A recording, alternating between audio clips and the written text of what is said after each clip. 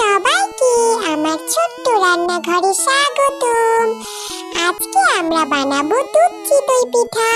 তাই প্রথমে একটা বাটিতে নিয়ে নিব আটা। এই আটার মধ্যে দিয়ে দিব একটু গরম পানি। গরম পানি দিয়ে এটা আস্তে আস্তে পাতলা করে গুলে নিতে হবে। দেখো আমি এটা পাতলা করে গুলে নিয়েছি, একটু দুধও দিয়েছিলাম। হ্যাঁ, এবার আমি চুলায় দিলাম একটা পাতিল, তাতে দিলাম দুধ আর দুধে দিলাম গরম মশলা। এরপর কিছুক্ষণ পর দিয়ে দিলাম গুড়। গুড়টা দিয়ে এবার এটা ভালোভাবে নেড়ে নিতে হবে। দেখো আমি নেড়ে নিয়েছি, দেখো এটা বলক উঠে গেছে, এটা আমি নামিয়ে নিলাম। এবার একটা দিলাম কড়াই, এবার পিঠাটা ভেজে নিব। এটা চিতই পিঠা, দেখো আমি কিভাবে ভাজছি। এবার ঢাকনাটা দিয়ে দিব। দেখো আমার চিতই পিঠা রেডি। এবার আমি এটা উঠিয়ে নিব।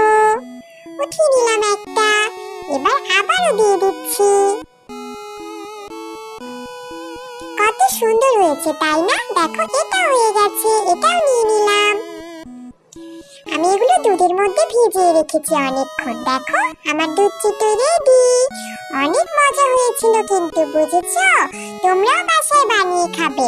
আর আমার ভিডিও ভালো লাগলে অবশ্যই সাবস্ক্রাইব করবে। টাটা।